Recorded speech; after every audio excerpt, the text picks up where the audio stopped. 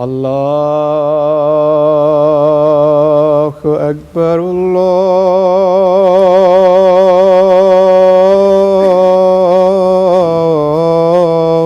الله أكبر الله أكبر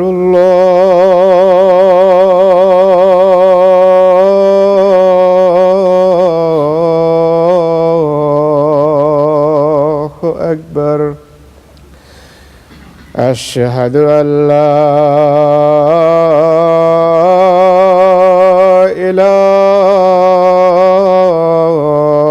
إله إلا الله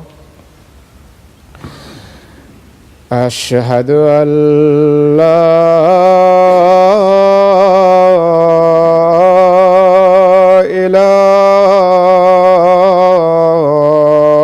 إله إلا الله أشهد أن محمدًا رسول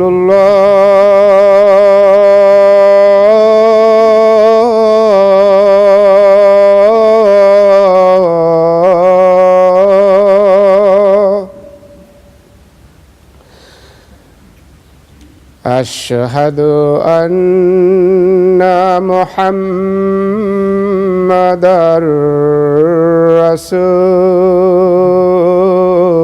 رسول الله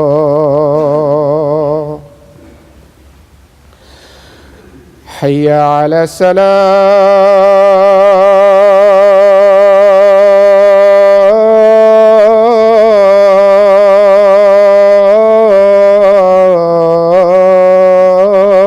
الصلاة حي على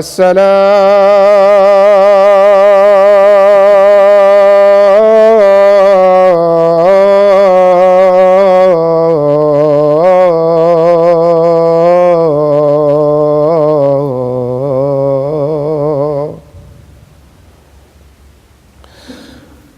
حي على الفلاح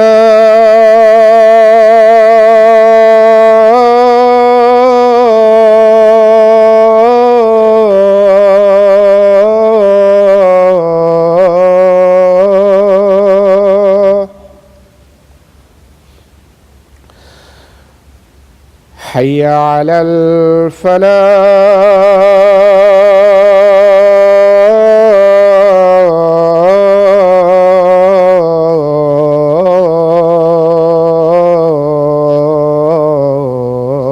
الفلاح الله أكبر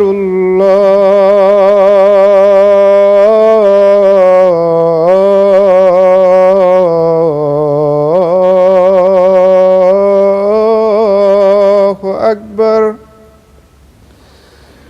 لا إله إلا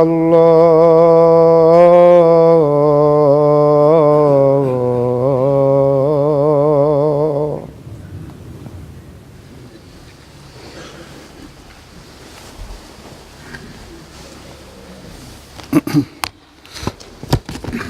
السلام عليكم ورحمة الله.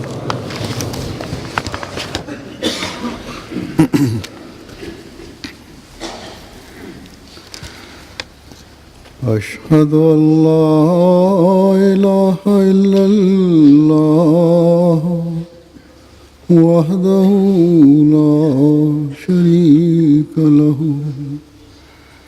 وأشهد أن محمدًا عبده ورسوله أما بعد فأعوذ بالله من الشيطان الرجيم بسم الله الرحمن الرحيم الحمد لله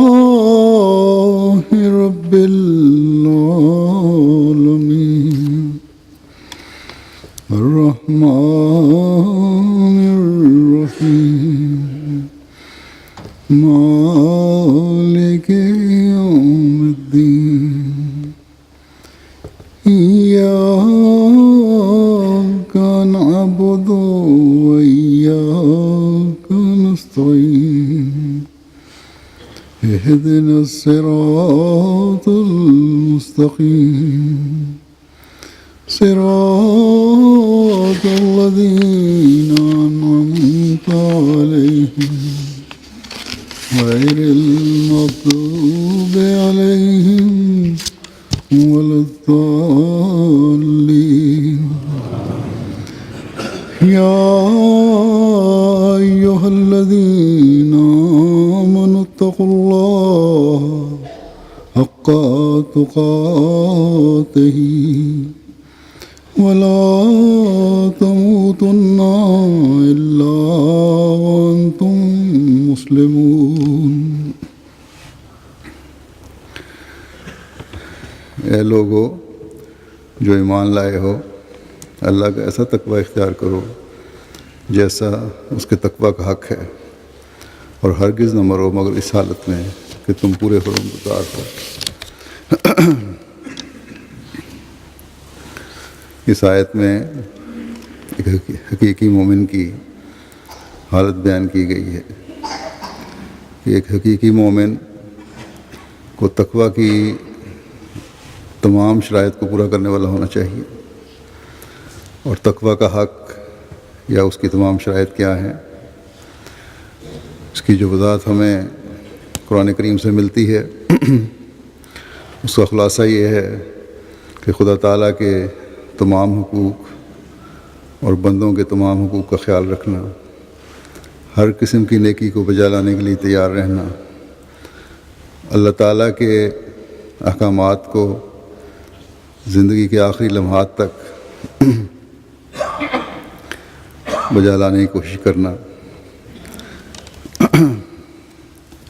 اللہ اور رسول نے جو حکم دیے ہیں، جو باتیں کہی ہیں، جو پیشگوئیاں کی ہیں، ان پر ایمان لانا اور ان پر یقین کامل رکھنا اور ان پر عمل کرنے کی کوشش کرنا۔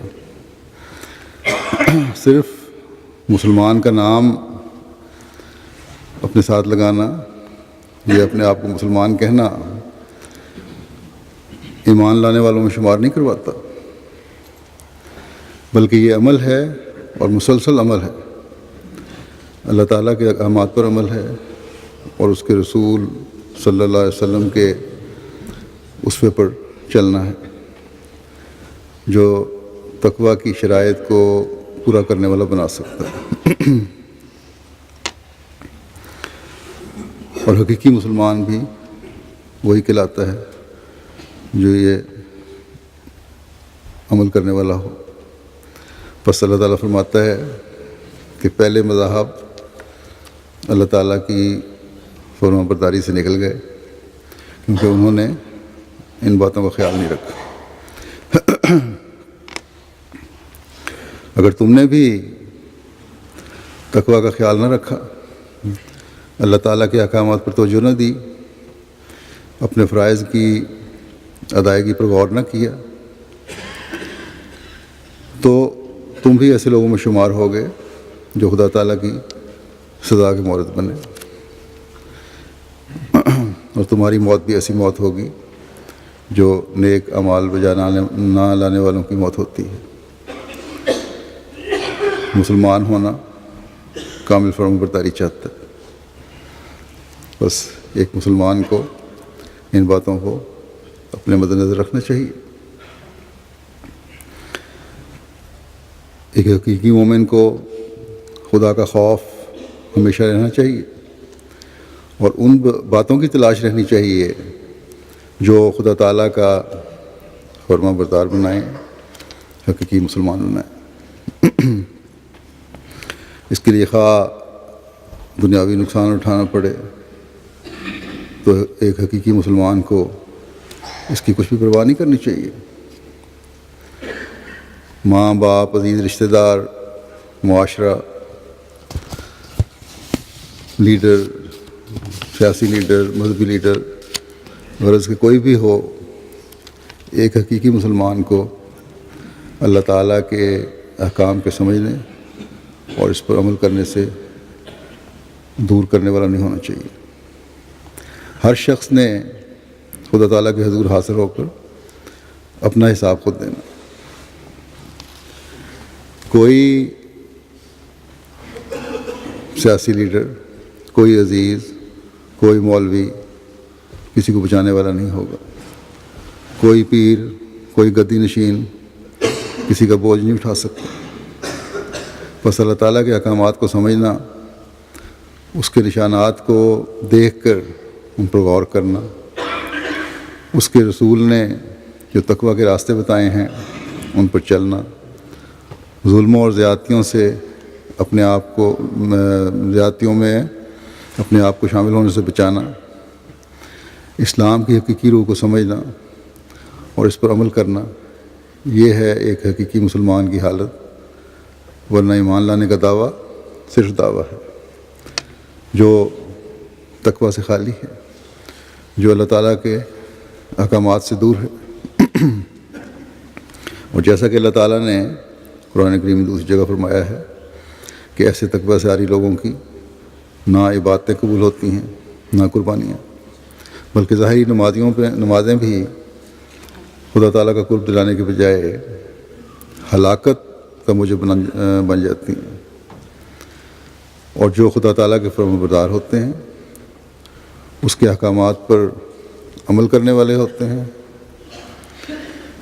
اس کی رضا کی خاطر ہر کام بجا لانے والے ہوتے ہیں، ان کے دشمنوں کا بھی خدا تعالیٰ دشمن ہو جاتا ہے اور ان کے دوستوں کا دوست ہوتا ہے۔ وہ اللہ تعالیٰ کی رضا کی خاطر جو بھی کام کرتے ہیں، اللہ تعالیٰ اس میں برکت ڈالتا ہے، ان کو کامیابیاں عطا فرماتا ہے۔ بس خوش قسمت ہیں وہ مسلمان جو اس کوشش میں رہتے ہیں کہ جب موت آئے تو ایسی حالت میں آئے کہ خدا تعالیٰ کے فرمانبردار اور حقیقی مسلمان بننے کی کوشش ہو۔ ہم احمدیوں کے لیے تو یہ نصیحت ہے ہی، اور ہمیں اسی کوشش میں لگے رہنا چاہیے کہ جب اللہ تعالیٰ نے اپنا فضل فرماتے ہوئے زمانے کے امام اور حضرت صلی اللہ علیہ وسلم کے عاشق صادق کو ماننے کی توفیق عطا فرمائی ہے، اللہ تعالیٰ کے اس ارشاد پر عمل کرنے کی توفیق عطا فرمائی ہے کہ آخرین میں جو اسلام کی نشت ثانیہ کے لیے نبی مبعوث ہوگا اسے مان لینا، اور ہم نے مان لیا۔ تو اپنی حالتوں کو اللہ تعالیٰ کی رضا کے مطابق بنانا اور ڈھالنا اور اس پر قائم رہنا ہماری بہت بڑی ذمہ داری ہے۔ اس کے لیے ہمیں کوشش کرتے رہنا چاہیے۔ ہم نے یہ ذمہ داری ادا کرنی ہے، ہر احمدی کو یہ سامنے رکھنا چاہیے۔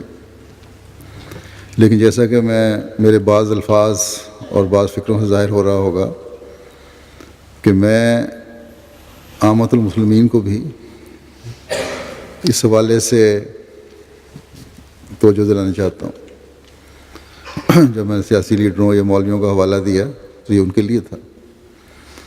اللہ تعالیٰ کے فضل سے MTA کے ذریعے ایک طبقہ ایسا ہے جو ہمارے پروگرام دیکھتا اور سنتا ہے، اور اس کا اظہار بھی ہوتا رہتا ہے۔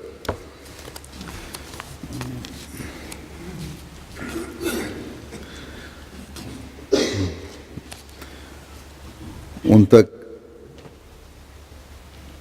جماعت احمدیہ کا پیغام پہنچ رہا ہے، بس اس حوالے سے بھی میں ان تک بھی یہ پیغام پہنچانا چاہتا ہوں جو لوگ یہ سنتے ہیں اور دیکھتے ہیں، گزشتہ دنوں مجھے پاکستان سے ہی ایک خط آیا، اور اس طرح کے بعض دفعہ آتے رہتے ہیں۔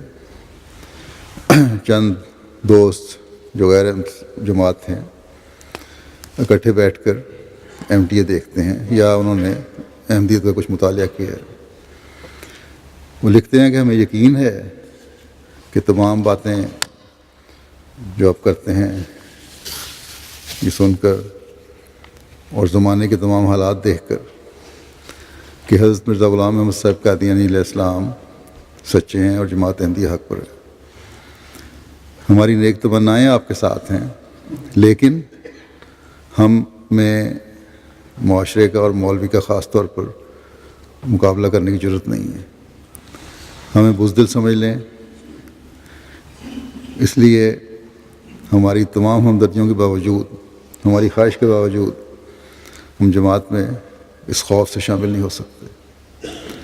اسی طرح ایک شخص نے اپنے غیر جماعت دوسرے دوست کو کہا کہ اگر یہ جماعت سچی ہوئی تو ہمیں پھر خدا کے عذاب سے بھی ڈرنا چاہیے، جو سچوں کے لیے اللہ تعالیٰ نے ڈرایا ہے جس سے۔ بس ایسے لوگوں کو بھی یاد رکھنا چاہیے کہ اللہ تعالیٰ تقویٰ پر چلنے کا ارشاد فرما رہا ہے۔ جماعت احمدیہ سچی ہے اور یقیناً ہے، اس کی سچائی پر خدا تعالیٰ کی 124 سالہ فعلی شہادت ہی آنکھیں کھولنے کے لیے کافی ہے اور ہونی چاہیے، باوجود منظم مخالفتوں کے جو حکومتوں کی طرف سے بھی کی گئیں اور کی جا رہی ہیں، باوجود علماء کے فتووں سے، ان علماء کے فتووں سے جو سچائی سے ہٹے ہوئے ہیں۔ بعض ملکوں میں، خاص طور پر پاکستان میں، ان کے کہنے کی وجہ سے مظالم اٹھائے جا رہے ہیں۔ باوجود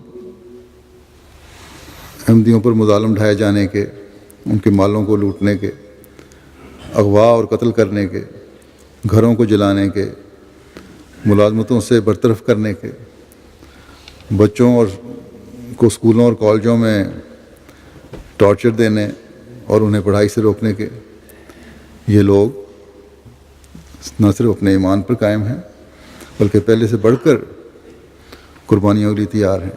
بس یہ کافی ثبوت ہونا چاہیے احمدیت کی سچائی کا، ایمان کا، اور جماعت پھر ترقی بھی کر رہی ہے ساری روکوں کے باوجود۔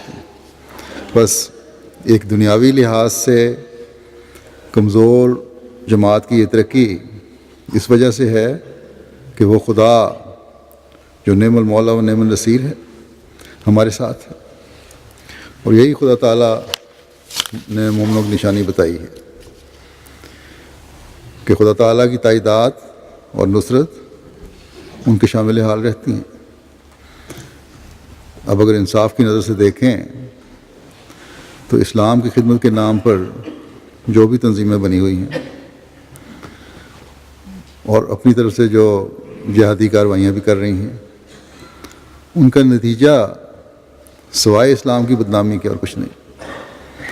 اور پھر اللہ تعالیٰ تو فرماتا ہے کہ میں اپنے راستے میں جہاد کے لیے نکلنے والوں کو کامیاب کرتا ہوں، ان کو کامیابیاں عطا فرماتا ہوں۔ کون سی کامیابی ہے جو انہوں نے حاصل کی ہے؟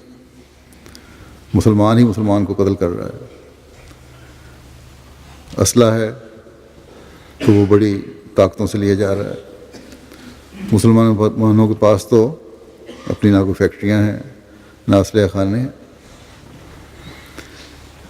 یا اس کے کارخانے ہیں۔ اب شام میں بھی جو کچھ ہو رہا ہے، وہاں کی حکومت مخالف جو لوگ ہیں یا گروپ ہے یا مختلف قسم کے گروہ ہیں جو اکٹھے ہو گئے ہیں، ان کا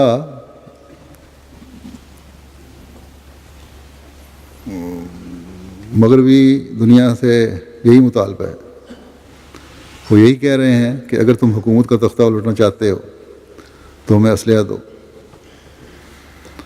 اب یہ اسلحہ حکومت کا بھی اور حکومت مخالف گروہوں کا بھی کسی کے خلاف جو بھی استعمال ہو رہا ہے دونوں میں سے، یہ کون لوگ ہیں جن کے خلاف استعمال ہو رہا ہے؟ صرف مسلمانوں کے خلاف استعمال ہو رہا ہے۔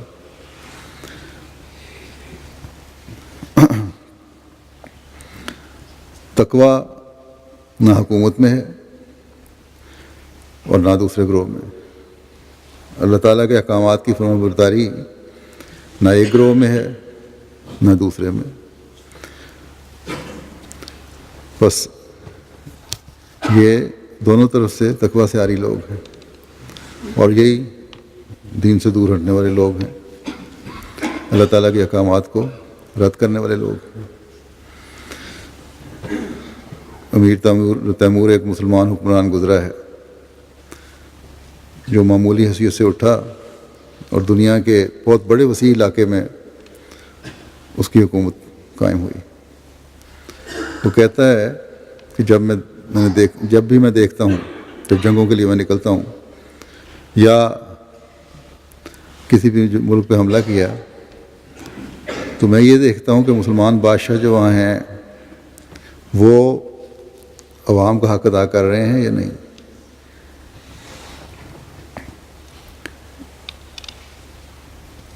اور یا دین پر قائم ہے کہ نہیں۔ اگر عوام کا حق نہیں ادا کر رہے، نہ ہی وہ دین پر قائم ہیں، اور ظلم و بربریت ان ملکوں میں پھیلی ہوئی ہے، تو میں انہیں پھر ان پر حملہ کرتا ہوں، ان کے زیر کر لیتا ہوں، اور پھر وہاں ایسا نظام جاری کرتا ہوں جو اسلامی نظام ہو۔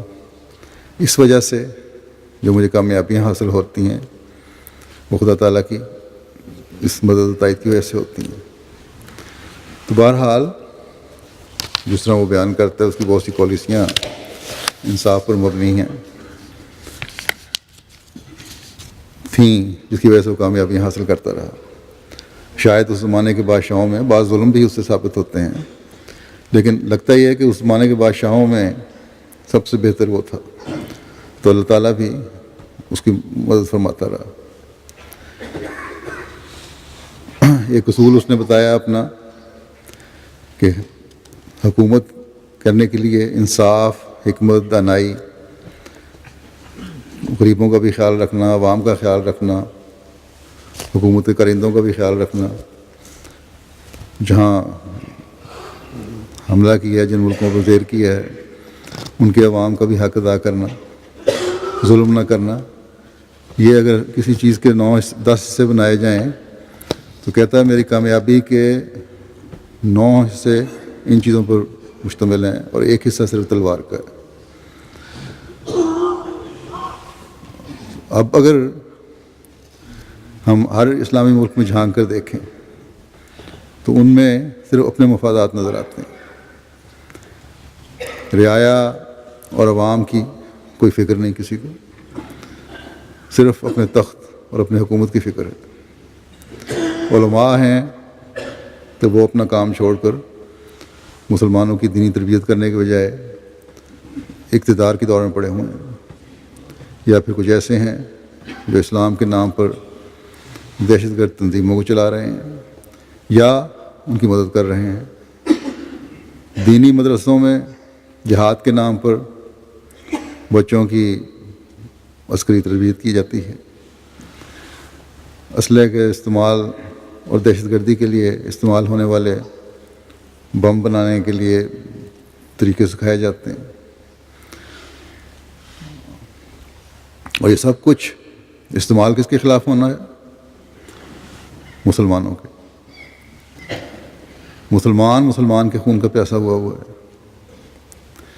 اسلام جو امن اور محبت کا مذہب ہے، جس کا مطلب یہ ہے کہ امن، حفاظت اور تکلیفوں اور مشکلات سے نکالنے والا، آج اس مذہب کو ان لوگوں نے اس قدر بدنام کر دیا ہے کہ دنیا میں کہیں بھی کوئی دہشت گردی کا واقعہ ہو تو پہلے مسلمان تنظیموں کو نام لیا جاتا ہے، اور اکثر تنظیمیں اس کو قبول بھی کر لیتی ہیں، اور قبول نہ بھی کریں تب بھی ان پر ہی شک جاتا ہے۔ گزشتہ دنوں امریکہ میں جو میراتھن ہو رہی تھی، دوڑ رہے تھے کھلاڑی، ان کے جو وہاں 2 بم دھماکے ہوئے ہیں، جو ظلم ہوا ہے، تو فوراً یہ لوگ جو اسلام مخالف ہیں، اسلام کو بدنام کرنے کے لیے جو تیار رہتے ہیں، انہوں نے کہنا شروع کر دیا کہ مسلمانوں نے یہ کیا ہوگا۔ کسی تنظیم کا نام نہیں لیتے، وہ تو مسلمانوں کا بحیثیت مجموعی کہتے ہیں۔ وہ تو شکر ہے کہ اس دفعہ ان تنظیموں کی طرف سے بھی انکار کیا گیا ہے کہ ہمارا کوئی تعلق نہیں، لیکن اگر صرف یہی بیان دیتے تو کافی تھا۔ لیکن کیونکہ تقوی اور اللہ تعالیٰ کی فرمانبرداری اور اطاعت، اس کے احکامات پر عمل کرنے سے یہ لوگ آ رہی ہیں، اس سے دور ہٹے ہوئے ہیں، اس لیے ساتھ یہ بھی کہہ دیا کہ ہم نے کیا تو نہیں، لیکن جس نے بھی کیا ہے اس نے بہت اچھا کیا اور ہم اس کی حمایت کرتے ہیں۔ تو ان ہتوں پر حملہ کر کے جو دنیا سے جمع ہوئے تھے، کیا ملا؟ یا ان حمایت کرنے والوں کو اس سے کیا حاصل ہوگا؟ ایک طرف تو یہ دعویٰ ہے کہ ہم سے زیادہ حضرت محمد رسول اللہ صلی اللہ علیہ وسلم سے کسی اور کو محبت نہیں ہے، اور دوسری طرف آپ صلی اللہ علیہ وسلم کے اسوے اور تعلیم کے خلاف باتیں کی جاتی ہیں۔ محبت کرنے والے تو محبوب کی چھوٹی سے چھوٹی بات کو بھی اہمیت دیتے ہیں، اور آپ صلی اللہ علیہ وسلم نے تو جنگ میں بھی معصوموں، بچوں، عورتوں، بوڑھوں، راہبوں کو نقصان پہنچانے سے منع کیا ہے۔ اور قرآن کریم نے تو خاص طور پر ہر مذہب کی حفاظت کی ہے جنگ کی اجازت دے کر۔ کجا یہ کہ جنگ کے بغیر کئی جانوں کو تلف کر دیا، کئی لوگوں کو ان کے اعضاء سے محروم کر دیا، بہت سارے لوگ جو بچے ہیں ان کے بھی کسی کا بازو کاٹنا پڑا، کسی کی ٹانگ کاٹنی پڑی۔ اس لیے ایک اخبار میں امریکن نے لکھنے والے جرنلسٹ نے، یا کالم لکھنے والا تھا شاید، انہوں نے یہاں تک کہہ دیا کہ اس کا صرف ایک علاج ہے کہ تمام مسلمانوں کو قتل کر دو۔ یہ جرت غیر مسلموں میں کیوں پیدا ہو رہی ہے؟ اس کو ہوا خود مسلمان دے رہے ہیں۔ یہاں مغرب میں تو اکا دکا یہ واقعہ ہوتا ہے، اس کے بعد یہ باتیں سننی پڑتی ہیں۔ اسلامی ممالک میں تو بے چینی تقریباً 70% ممالک میں ہے، اور روز کا معمول ہے۔ پاکستان میں دیکھ لیں، افغانستان میں دیکھ لیں، مصر میں دیکھ لیں، شام میں دیکھ لیں، لیبیا میں دیکھ لیں، صومالیہ میں دیکھ لیں، سوڈان میں دیکھ لیں، الجزائر میں دیکھ لیں، ہر جگہ مسلمان کو قتل کر رہا ہے، اور ظلم یہ ہے کہ مذہب کے نام پر کر رہا ہے۔ اگر ظلم کرنے ہی ہیں تو کم از کم مذہب کے نام پہ تو نہ کریں۔ اس قتل و غارت کو جہاد کا نام تو نہ دو۔ جن اسلامی ملکوں میں کھل کر دہشت گردی نہیں ہے تو وہاں کے عوام کے حق ادا نہیں کیے جا رہے، انصاف وہاں نہیں ہے، غریب تر ہو رہا ہے اور امیر تر ہوتا چلا جا رہا ہے۔ اب سعودی عرب میں جو تیل کی دولت سے مالا مال ملک ہے، بڑا امیر ملک کہا جاتا ہے، وہاں بھی غریب لوگ ہیں، غریب بیوائیں، یتیم بچے 2 وقت کی روٹی کو ترستے ہیں۔ کہنے کو تو اسلام کے نام پر عورت کو گھر سے باہر نکلنے پر پابندی ہے، کام کرنے پر پابندی لگائی ہوئی ہے ان لوگوں نے، لیکن اس کی ضرورت کا خیال بھی حکومت کو جو رکھنا چاہیے تھا وہ نہیں رکھا جاتا۔ جو راشن مقرر کیا ہے، اگر کیا بھی گیا ہے تو وہ بھی اتنا تھوڑا ہے کہ پیٹ نہیں بھر سکتا ہے کسی کا۔ بادشاہوں کے اپنے محلوں میں تو دیواروں پر بھی سونے کے پانی پھرے ہوئے ہیں۔ تیل کی دولت کا بے انتہا سے فائدہ اٹھایا جا رہا ہے، لٹایا جا رہا ہے، اور رعایا جو ہے بھوکی مر رہی ہے۔ کچھ عرصے ہوا ٹی وی پر ایک پروگرام آیا تھا، ڈاکومنٹری دکھائی گئی تھی، جس میں یہ حقائق بیان ہوئے تھے، کس طرح ان سے سلوک کیا جاتا ہے، کس طرح کیسی حالت میں وہ رہتے ہیں لوگ۔ اسی طرح دوسرے اسلامی ممالک کا حال ہے، بے چینی اور بے انصافی، ظلم و تعدی، حکومت کا حق ادا نہ کرنا، یعنی جو اس کے ذمہ رعایا کا حق ہے،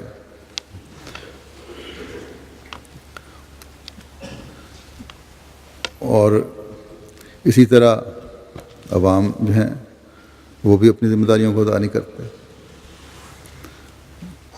اور جب عوام کو موقع ملے تو ان کی طرف سے بھی ظلم کا اظہار ہوتا ہے۔ یہ سب تقویٰ سے دوری اور اللہ تعالیٰ کی فرمانبرداری سے اپنے آپ کو باہر نکالنا ہے۔ کہنے کو تو کہتے ہیں کہ اسلام کی تعلیم کامل اور مکمل تعلیم ہے، اور یقیناً ہے، لیکن ان کی یہ بات کہ اس وجہ سے ہمیں اب کسی مجدد کی ضرورت نہیں ہے، کسی مسیح و مہدی کی ضرورت نہیں ہے، کسی نبی کی ضرورت نہیں ہے، یہ چیزیں غلط ہیں۔ قطع نظر اس کے کہ خدا تعالیٰ اور اس کے رسول صلی اللہ علیہ وسلم کی پیشگوئی ہے کہ اس زمانے کی اصلاح کے لیے اللہ تعالیٰ کی طرف سے ایسا شخص مبعوث ہوگا۔ خود زمانے کے حالات بھی پکار کر کہہ رہے ہیں کہ مسلمان تعلیم کو بھلا چکے ہیں، مساجد تو ہیں لیکن علماء نے انہیں سیاسی اکھاڑے بنا لیا ہے۔ قرآن کریم تو ہے لیکن وہ بھی صرف خوبصورت الماریوں میں سجاوٹ کی زینت بنا ہوا ہے۔ علماء اپنی مرضی کی تفسیریں کر کے عوام کو، عامت المسلمین کو غلط راستوں پر چلا رہے ہیں۔ بس یہ کہنا بالکل غلط ہے کہ ضرورت نہیں ہے۔ خدا تعالیٰ کے طرف سے بھیجے ہوئے کی ضرورت ہے، اور یہ پیشگوئی حضرت صلی اللہ علیہ وسلم نے فرمائی تھی کہ ضرورت ہوگی۔ بس یہ علماء کسی طرح بھی اس کا انکار نہیں کر سکتے، یا اگر کرتے ہیں تو جھوٹ بولتے ہیں، غلط کہتے ہیں۔ عوام الناس کو اس پر غور کرنا چاہیے۔ یہ ضرورت ہے، اور یقیناً ہے کہ کوئی شخص خدا تعالیٰ کی طرف سے مبعوث ہو کر آئے اور مسلمانوں کے اس بگاڑ کی بھی اصلاح کرے، اور اسلام کا جو غلط تصور غیر مسلم دنیا میں قائم ہو چکا ہے اس کو زائل کر کے اسلام کی خوبصورت تعلیم کو دنیا میں بٹھائے، اور دنیا کو حضرت صلی اللہ علیہ وسلم کے جھنڈے تلے لائے۔ عوام کو ان علماء نے نبی کی بحث میں الجھا کر اپنے مقصد پورے کرنے شروع کیے ہوئے ہیں۔ جب خدا تعالیٰ نے اور اس کے رسول صلی اللہ علیہ وسلم نے آنے والے مسیح موعود اور مہدی موعود کو نبی کے نام سے پکارا ہے، تو پھر کسی اور کا کیا حق بنتا ہے کہ اپنی تشریحیں کر کے اس کے اور اس کے ماننے والوں کے خلاف ظلم و تعدی کا بازار گرم کریں۔ جیسا کہ میں نے کہا، خود دنیا کے حالات اس بات کی گواہی دے رہے ہیں کہ باوجود قرآن کریم کے اپنی اصلی حالت میں موجود ہونے کے، ہماری دینی، روحانی، اخلاقی حالت جو ہے وہ عموماً مسلمانوں کی گر رہی ہے۔ تقویٰ ختم ہو گیا ہے، اللہ تعالیٰ کے حکموں کی اطاعت اور فرمانبرداری سے مسلمانوں کی اکثریت باہر نکل چکی ہے۔ بس سوچنے والی بات ہے کہ ان حالات میں کوئی ایسا طریق ہونا چاہیے جو اصلاح پیدا کرے، کوئی ایسا شخص ہو جو اسلام کی تعلیم کی روح کو سمجھے اور آگے مسلمانوں میں جاری کرے۔ ہم احمدی تو اللہ تعالیٰ کے فضل سے خوش قسمت ہیں، کہتے ہیں کہ وہ شخص اللہ تعالیٰ نے اپنے وعدے کے مطابق اور حضرت صلی اللہ علیہ وسلم کی پیشگوئیوں کے مطابق 14ویں صدی میں بھیج دیا۔ وہ اللہ تعالیٰ کی رہنمائی میں قرآن کریم کے علم و عرفان کے خزائن کو وضاحت سے اپنی کتب میں بیان کر کے حق و باطل کے فرق کو ظاہر کر کے اسلام کی برتری دنیا کے تمام ادیان پر ثابت کر کے دشمنوں کو کھلے چیلنج دے کر اور اپنے ساتھ خدا تعالیٰ کی تائیدات کی مہر ثبت کر کے دشمنوں کے منہ بند کر کے ایک لمبا عرصہ زندگی گزار کر خدا تعالیٰ کے حضور حاضر ہو گیا اور اپنے پیچھے خدا تعالیٰ کی تائیدات سے تا قیامت جاری رہنے والا سلسلہ چھوڑ گیا، جو ترقی کی راہوں پر آگے سے آگے اللہ تعالیٰ کے فضل سے بڑھ رہا ہے۔ اللہ تعالیٰ کی طرف سے عرضی و سماوی تائیدات جو حضرت مسیح موعود علیہ السلام کے زمانے میں مختلف آفات کی صورت میں بھی ظاہر ہوئیں، ان کا سلسلہ آج بھی جاری ہے۔ کیا اہل پاکستان کے لیے اور عامۃ المسلمین کے لیے یہ زلزلے، یہ آفات، یہ سیلاب، یہ دنیا میں مسلمانوں کی بے وقوتی آنکھیں کھولنے کے لیے کافی نہیں ہے؟ اب گزشتہ دنوں جو زلزلہ آیا وہ صرف ایک ملک میں نہیں تھا، اس کے پاکستان میں بھی اس کا سے نقصان ہوا، ایران میں بھی ہوا، افغانستان میں، شرق اوسط کے ممالک میں، بلکہ انڈونیشیا تک چلا گیا۔ تو یہ اللہ تعالیٰ کی جو تقدیر چل رہی ہے اس پر مسلمانوں کو غور کرنے کی ضرورت ہے، توبہ کی ضرورت ہے، استغفار کی ضرورت ہے۔ نام نہاد علماء سے ڈرنے کے بجائے انہیں آئینہ دکھانے کی ضرورت ہے کہ کیوں ہمیں اسلام کی تعلیم کے خلاف باتیں بتاتے ہو۔ کہیں ایک واقعہ بھی ایسا بیان کر دیں کہ حضرت صلی اللہ علیہ وسلم کی سیرت میں سے کہ آپ نے ایسا کیا جو یہ تعلیم دیتے ہیں، یا ایسی تعلیم دی جو آج کل کے علماء دے رہے ہیں۔ بس یہ اسلام جو علماء ہمیں بتاتے ہیں وہ اسلام نہیں ہے جو حضرت صلی اللہ علیہ وسلم لے کر آئے تھے۔ آپ صلی اللہ علیہ وسلم کے لائے ہوئے اسلام کی تعریف تو محبت، پیار، امن، سلامتی اور تکلیفوں کو دور کرنا ہے، نہ کہ اسلام کے نام پر اپنے ذاتی مفادات کی خاطر ان تکلیفوں کو اور زیادہ کرنا۔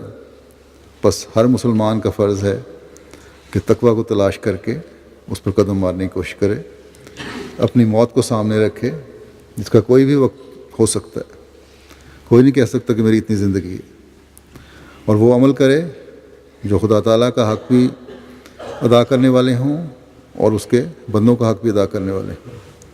حضرت مسیح موعود علیہ السلام کے بعض اقتباسات پیش کرتا ہوں جن سے آپ کی اہمیت اور مسلمانوں کو آپ کے ماننے کی ضرورت واضح ہو جاتی ہے، اور اگر یہ نہیں تو پھر یہ اللہ تعالیٰ کی تقدیر ہے کہ ترقی وہی لوگ کریں گے جو سچے دل سے عمل کرتے ہوئے مسیح موعود علیہ السلام کو مانیں گے۔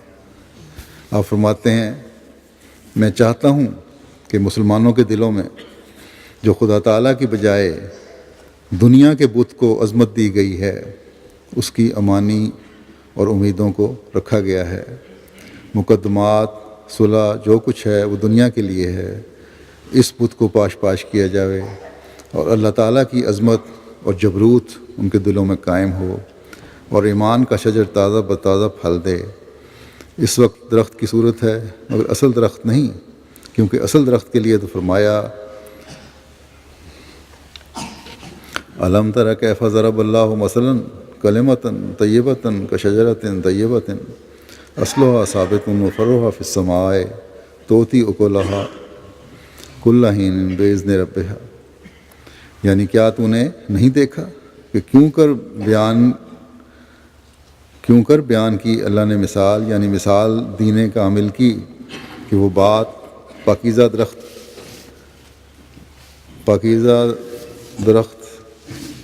وہ بات پاکیزہ درخت پاکیزہ کی مانند ہے جس کی جڑ ثابت ہو اور جس کی شاخیں آسمان میں ہوں، اور وہ ہر وقت اپنا پھل اپنے پروردگار کے حکم سے دیتا ہے۔ اصلها ثابت سے یہ مراد ہے کہ اصول ایمانیہ اس کے ثابت اور محقق ہوں اور یقین کامل کے درجے تک پہنچے ہوئے ہوں، اور وہ ہر وقت اپنا پھل دیتا رہے، کسی وقت خشک درخت کی طرح نہ ہو، مگر بتاؤ کہ کیا اب یہ حالت ہے؟ بہت سے لوگ تو کہہ تو دیتے ہیں کہ ضرورت ہی کیا ہے، اس بیمار کی کیسی نادانی ہے جو یہ کہے کہ طبیب کی حاجت ہی کیا ہے۔ وہ اگر طبیب سے مستغنی ہے اور اس کی ضرورت نہیں سمجھتا تو اس کا نتیجہ اس کی ہلاکت کے سوا اور کیا ہوگا؟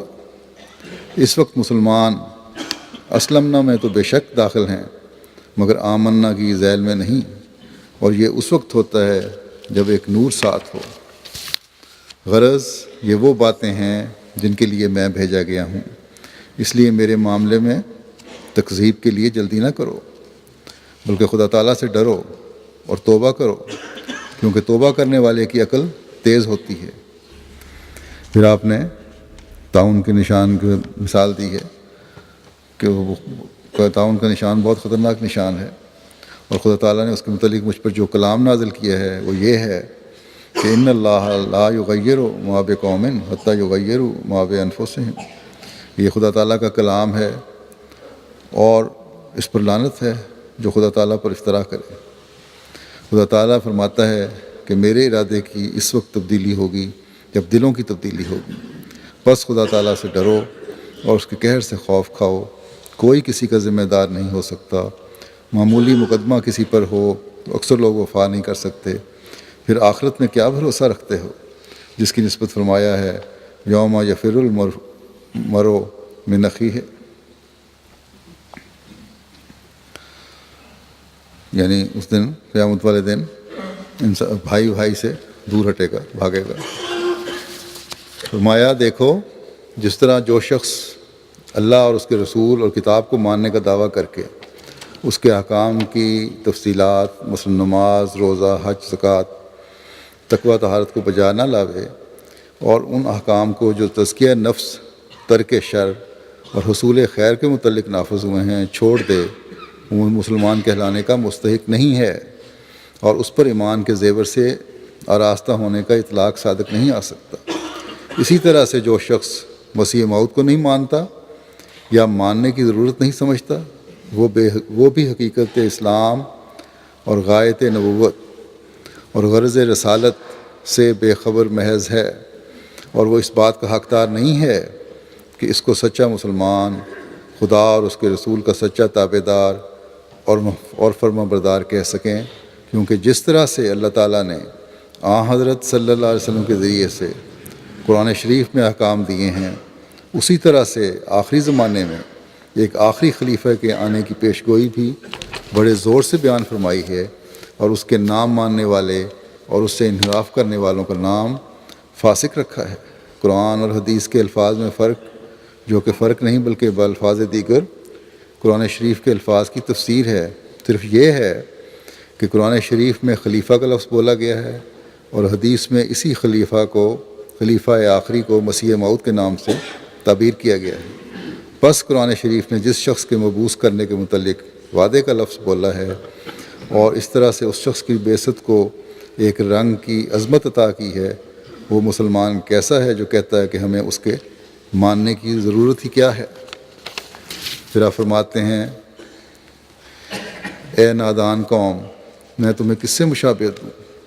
تم ان بدقسمتوں سے مشابہ ہو جن کے گھر کے قریب ایک فیاض نے ایک باغ لگایا اور اس میں ہر ایک قسم کا پھلدار درخت نصب کیا، اور اس کے اندر ایک شیریں نہر چھوڑ دی جس کا پانی نہایت میٹھا تھا، اور اس باغ میں بڑے بڑے سایہ دار درخت لگائے جو ہزاروں انسانوں کو دھوپ سے بچا سکتے تھے۔ تب اس قوم کی اس فیاض نے دعوت کی جو دھوپ میں چل رہی تھی، اور کوئی سایہ نہ تھا، اور نہ کوئی پھل تھا، اور نہ پانی تھا، تا وہ سائے میں بیٹھیں اور پھل کھائیں اور پانی پئیں، لیکن اس بدبخت قوم نے اس دعوت کو رد کیا، اور اس دھوپ میں شدت گرمی اور پیاس اور بھوک سے مر گئے۔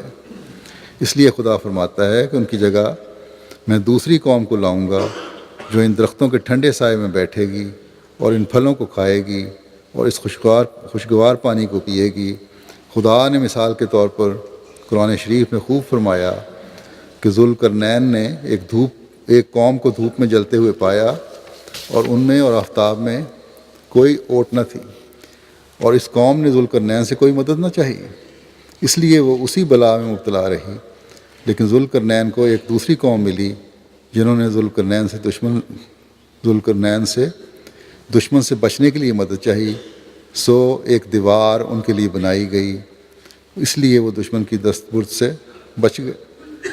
سو میں سچ مچ کہتا ہوں کہ قرآن شریف کی آئندہ پیش گوئی کے مطابق وہ ذوالقرنین میں ہوں جس نے ہر ایک قوم کی صدی کو پایا، اور دھوپ میں جلنے والے وہ لوگ ہیں جنہوں نے مسلمانوں میں سے مجھے قبول نہیں کیا، اور کیچڑ کے چشمے اور تاریکی میں بیٹھنے والے عیسائی ہیں جنہوں نے آفتاب کو نظر اٹھا کر بھی نہ دیکھا، اور وہ قوم جن کے لیے دیوار بنائی گئی وہ میری جماعت ہے۔ میں سچ سچ کہتا ہوں کہ وہی ہیں جن کا دین دشمنوں کے دستبرد سے بچے گا۔ ہر ایک بنیاد جو سست ہے اس کو شرک اور دہریت کھاتی جائے گی، مگر اس جماعت کی بڑی عمر ہوگی اور شیطان ان پر غالب نہیں آئے گا، اور شیطانی گروہ ان پر غلبہ نہیں کرے گا۔ ان کی حجت تلوار سے زیادہ تیز اور نیزے سے زیادہ اندر گھسنے والی ہوگی، اور وہ قیامت تک ہر ایک مذہب پر غالب آتے رہیں گے۔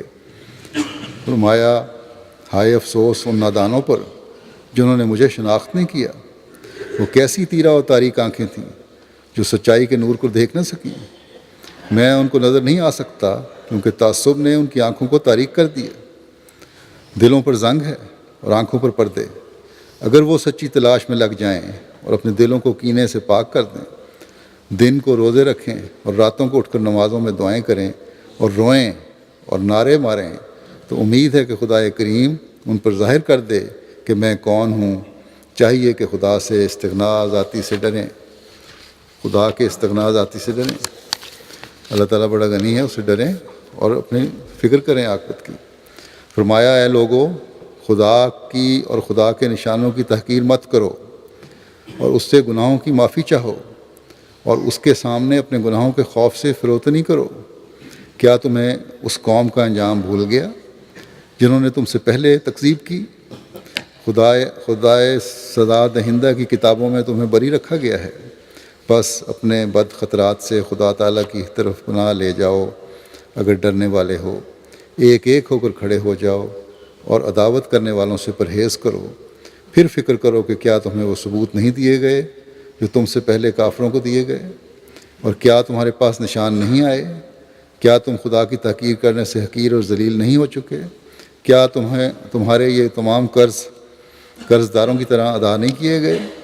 بس اس منعم حقیقی کی قسم ہے جس نے مجھے اس محل میں وارد کیا اور میری تصدیق کے لیے باندھا اور کھولا اور مجھے اولاد دی، میرے لیے دشمنوں کو ہلاک کیا، اپنے نشانوں میں ایجاد اور اعدام کو دکھلایا، یعنی بنانے اور بگاڑنے کی جو دونوں طرح کی نشان دکھائے، اور مذہب کے جلسے میں پیدا کرنے کا نشان دکھلایا۔ یہ بھی پیش گوئی کے مطابق وہ جلسہ جہاں اب کتاب پڑھی گئی تھی، اور گوسالیہ مقتول میں مارنے کا نشان دکھلایا، اور قولی نشان اور فعلی نشان دیکھنے والوں کے لیے دکھلایا۔ اور خدا تعالیٰ نے کسوف اور خسوف تم کو رمضان میں دکھلایا، اور میری بلاغت کے ساتھ تم کو ملزم کیا اور مجھ کو قرآن سکھلایا۔ فرمایا، اے لوگو، میں رب قدیر کی طرف سے تمہارے پاس آیا ہوں، بس کیا تم میں کوئی ایسا آدمی ہے جو اس غیور کبیر سے خوف کرے، یا غفلت کے ساتھ ہم سے گزر جاؤ گے؟ اور تم نے اپنے مکروں کو انتہا تک پہنچا دیا اور شکاریوں کی طرح ہیلہ بازی میں بڑی دیر لگائی، بس کیا تم نے بجز خذلان اور محرومی کے کچھ اور بھی دیکھا؟ اور کیا تم نے وہ امر پایا جس کو ڈھونڈا بغیر اس کے کہ ایمان کو ضائع کرو؟ وہ باتیں جس کو تم ڈھونڈی، کیا پالی تم نے؟ ایمان، تاکہ اور اس کے بغیر کہ ایمان بھی ضائع نہ ہو تمہارا۔ بس اے مسلمانوں کی اولاد، خدا سے ڈرو۔ کیا تم نہیں دیکھتے کہ خدا نے کیسے میری بات کو پورا کیا اور اپنی بخشش میرے لیے بہت دکھلائی؟ بس تمہیں کیا ہو گیا کہ خدا کے نشانوں کی طرف منہ نہیں کرتے اور میرے لیے ملامت کے تیر پیکان پر رکھتے ہو؟ کیا تم نے اپنے زوم کا بطلان نہیں دیکھا اور اپنے وہم کی خطا تم پر ظاہر نہیں ہوئی؟ بس اس کے بعد مذمت کے لیے کھڑے مت ہو اور بعد آزمائش کے جھوٹ کو مت تراشو اور زبانوں کو بند کرو۔ اگر تم متقی ہو اس آدمی کی طرح توبہ کرو جو شرمندہ ہوتا ہے اور اپنے انجام اور بد عاقبت سے ڈرتا ہے، اور خدا توبہ کرنے والوں سے پیار کرتا ہے۔ اللہ تعالیٰ عامۃ المسلمین کے دل کھولے، اللہ تعالیٰ کی تقدیر کو سمجھنے والے ہوں یہ لوگ، تا جن حالات اور مشکلات سے یہ گزر رہے ہیں ان سے نجات پائیں۔ آفات کے جو جھٹکے خدا تعالیٰ لگا رہا ہے ان کو، اس کے اشاروں کو سمجھیں اور تکذیب اور ظلموں سے باز آئیں۔ اللہ تعالیٰ ہمیں بھی توفیق عطا فرمائے کہ تقویٰ پر چلیں اور اپنے قول و فعل کو خدا تعالیٰ کی رضا کے مطابق ڈھالنے کی کوشش کریں اور دنیا کو تباہی سے ہوشیار کرتے رہیں ہر وقت۔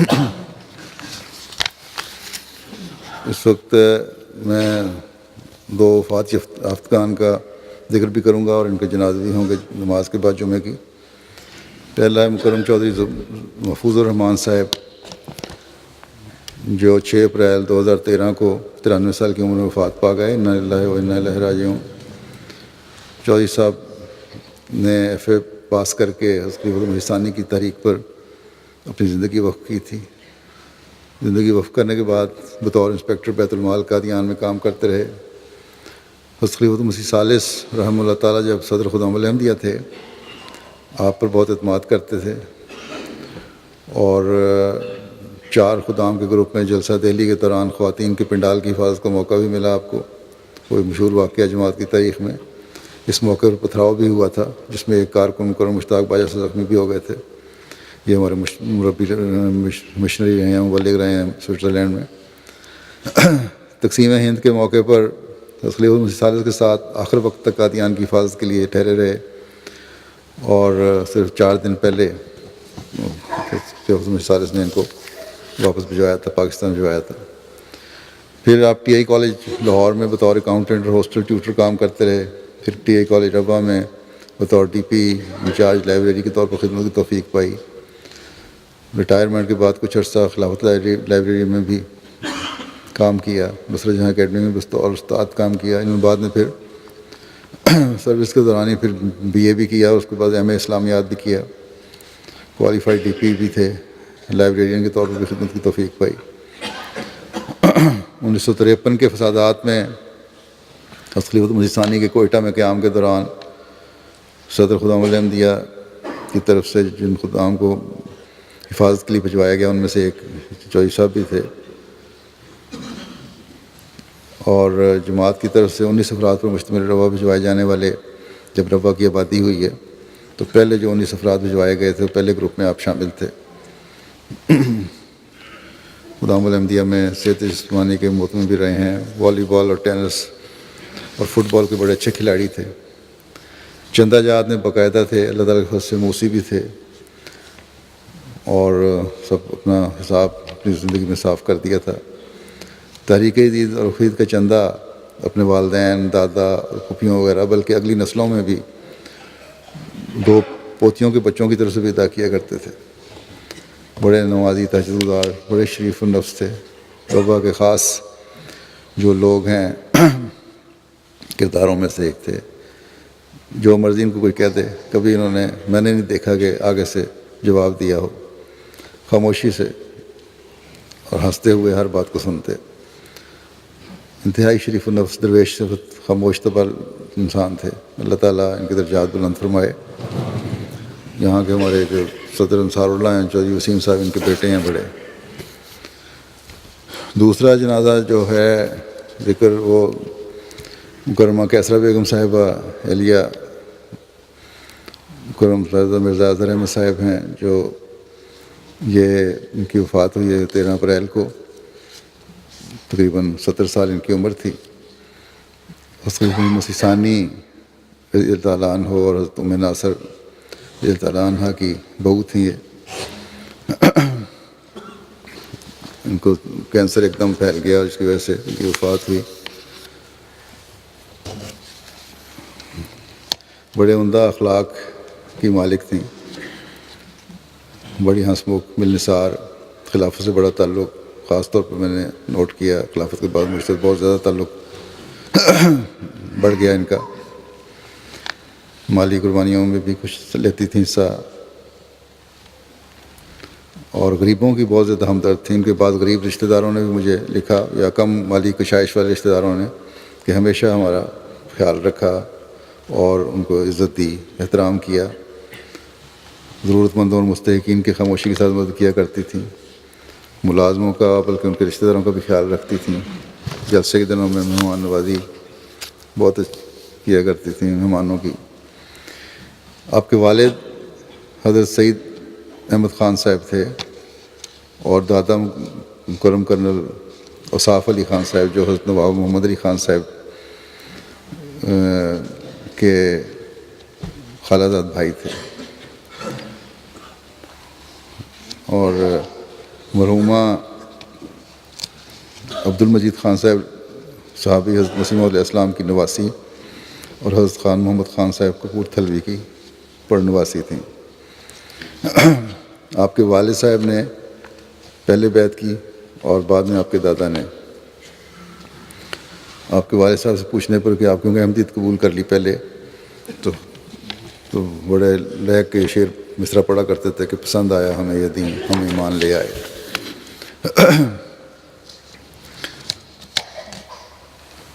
ان کے جو پڑنانا تھے حضرت خان محمد خان صاحب، وہ حضرت مسیح علیہ السلام کے بہت پرانے صحابہ میں سے تھے، اور 1 جنوری 1904 کو ان کی وفات ہوئی ہے۔ تو دوسرے دن حضرت مسیح علیہ السلام مسجد میں تشریف لائے نماز کے وقت، اور فرمایا کہ آج مجھے الہام ہوا ہے کہ اہل بیت میں سے کسی شخص کی وفات ہوئی ہے۔ تو غالباً حضرت خلیفۃ مسیح اول نے کہا کہ حضور کے اہل بیت تو خدا تعالیٰ کے فضل سے سب خیریت سے ہیں، تو پھر یہ الہام کس شخص کے بارے میں ہے؟ آپ نے فرمایا کہ خان محمد خان صاحب کپورتھلوی کل فوت ہو گئے ہیں، یہ الہام مجھے ان کے متعلق ہوا ہے۔ گویا خدا تعالیٰ نے الہام میں انہیں اہل بیت میں سے قرار دیا۔ پھر ان کے بارے میں یہ بھی الہام تھا کہ ان کی اولاد سے نرم سلوک کیا جائے گا۔ اتفاق سے میں اسپین میں تذکرہ کسی اور مقصد کے لیے دیکھ رہا تھا، تو یہ الہامات ہی میرے نظر کے سامنے سے گزرے۔ یہ 2 الہامات ہیں، جو ایک تو وفات کی خبر تھی، دوسرے یہ اہل بیت سے نرم سلوک کیا جائے، نہ ان کی اولاد سے نرم سلوک کیا جائے گا۔ یہ بھی اللہ تعالیٰ کے فضل سے بڑی شان سے پورا ہوا۔ ان کے جو خان محمد خان صاحب کے بیٹے تھے، مکرمہ کیسرا بیگم صاحبہ کے نانا، یہ ریاست کپورتھلا میں انہوں نے ملازمت کے لیے درخواست دی تھی، اور کافی کمپٹیشن تھا، اور افسر بگی خانہ کے لیے ان کو بنایا گیا، اور پھر وہ وہاں سے ترقی کرتے کرتے ڈسٹرکٹ مجسٹریٹ کے عہدے سے ریٹائر ہوئے۔ بہرحال اللہ تعالیٰ نے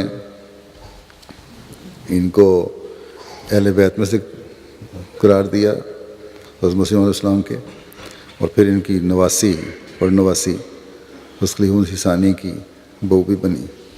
اللہ تعالیٰ ان کے مغفرت کا سلوک فرمائے اور درجات بلند فرمائے، اور ان کے بچوں کو بھی نیکیوں کی توفیق دے اور جماعت اور خلافت سے وابستہ رکھے۔ ان کے خامد مکرم مرزا اظہر احمد صاحب کو بھی صدمہ برداشت کرنے کی توفیق دے اور صحت و عمر دے۔